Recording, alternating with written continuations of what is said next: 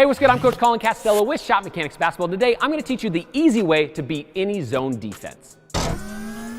Now, a ton of teams, especially at the youth level, play a ton of zone defense. But a massive problem is that a ton of offensive players kind of go into a shell and they don't know what to do once a defense comes out in a zone.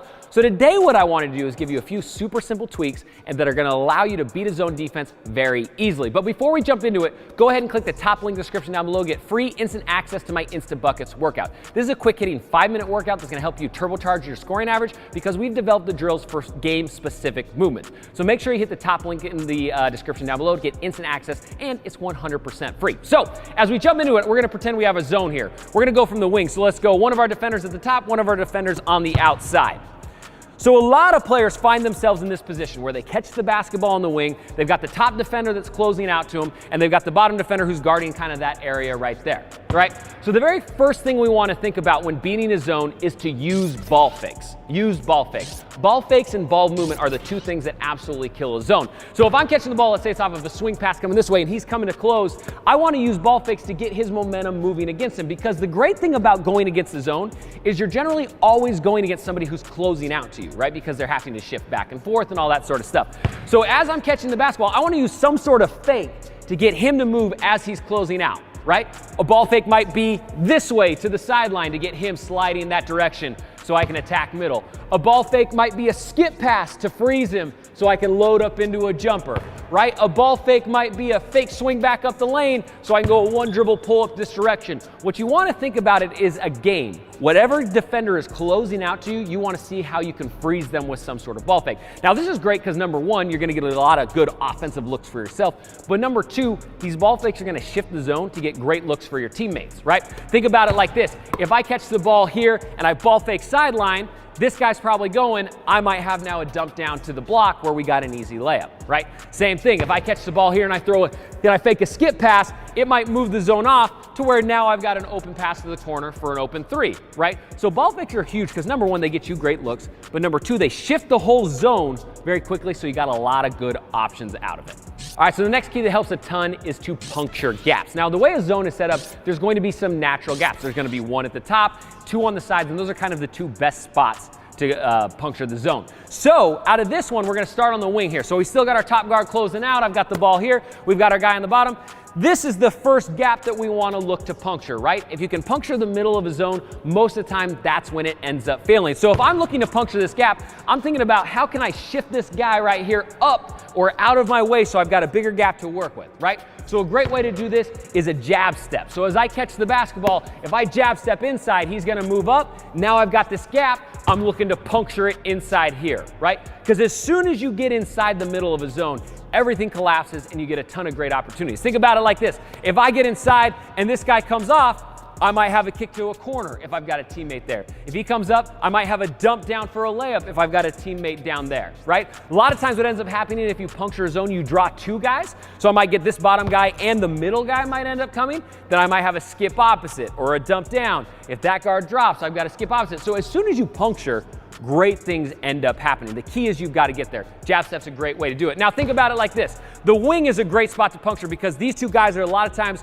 are going to have a miscommunication, right? A lot of times in an offense, the ball's being swung around, maybe it's a skip pass. He might be coming all the way from the free throw line. So if he started there and I get some sort of skip or swing, he might have to come get me for a second. And then this guy's coming over, he's releasing. That's a great time to puncture that gap, right? So you can use that miscommunication against the defense to get good looks. Now think about it like this. The other gap you want to look for is right at the top of the key. So let's pretend we have a two-guard front on defense, and I'm catching somewhere up in the middle, right? This is another great time to try to get them moving and puncture this gap going middle, right? As soon as we puncture that middle, it's like puncturing the belly of the beast, and it gets a lot easier. So think about moving people, puncturing those gaps, whether it's on the wing, whether it's on the top, and then look to make the correct play out of it. You don't have to shoot every single time. You might have a floater, you might have a pull-up jumper, whatever it is, but once we get in here, if I can beat this guy middle and I get here, we got a lot of great looks that open up. Dump down, kick, drive, fake, kick back up to the top. You got a ton of good looks. Just make the right play depending on what the defense does. So the next thing you want to look at is attack the closeouts. In a zone, you're going to get a ton of closeouts where they're coming against you. So I've got my offensive player on the other side. Let's say he drives, he's the other way, and I'm kind of on this backside chilling. I know that when he gets ready to kick me the basketball, this defender is going to be closing out, and that's the exact moment that I want to attack back into the paint. Because a lot of times if you can get an attack off of an attack, it absolutely kills the zone. Because think about it, he's help side, he's trying to help the middle. We've punctured the belly already, so he's going to be scrambling to get back out. And especially if you can shoot it a little bit, it's a great time to attack that closeout. So we got my offensive players attacking. I'm sitting here, I'm looking to relocate to an open spot, ball comes. As soon as I catch, I know I'm looking to attack this closeout. I can maybe throw a little extra pump fake to make sure I'm getting him to move just a little bit. I can jab step one direction, get him to move, but now I'm looking to beat him back middle. A great way to do that is to look at their feet and attack the top foot. So on this kick out, as he closes out, he's probably gonna give me a top foot. So ball comes, he closes, top foot's the high one. I'm looking to beat that because now he's got to open up his hips all the way to try to turn and run with me. It's almost impossible, especially if he's covering a ton of ground on that closeout. So look to attack closeouts, and not only that, look to see where their feet are pointed, and that's the direction you want to attack. Because if you can do it, you're absolutely going to open them up. You're going to get a ton of options offensively. So the next big key to be able to score against the zone, especially shooting, is to relocate, or basically move as soon as you get rid of the basketball. So normally what a lot of players do against the zone, they catch the ball, they're moving around, they get rid of it, maybe to our high post guy right here, and then they just kind of stand. They're like, all right, I'm in my spot. Our zone offense says I need to be right here, so I'm right here, right? But the problem is on offense, you want to move to make yourself available for passes, right? So think about it like this. If I'm out here and this guy's on top of me, and he's playing the defense top of the zone, I hit my guy at the high post, he's probably going to turn his head right there, right? He's probably going to sit somewhere right in here. If I just stand in the same spot, I'm probably not going to get it because he's in the exact same defensive spot as well, right? So what I want to do is I want to relocate or move, slide up or down the lane to make myself available. And what I'm going to do there is I'm going to focus on the guy who is guarding me and see which way he turns his head, right? If he turns his head towards the inside, I might not slide up here because if I do, he can close out, he's going to see me right there, right? What I always like to say is try to relocate to either a gap or the opposite direction the defense is looking. So if he's turning his head to the inside, my relocate's probably gonna be down this way because he has no idea where I'm at that point, right? So I can relocate away from his vision instead of into his vision. Now with that being said, sometimes the gap might be towards the vision. Think about it like this.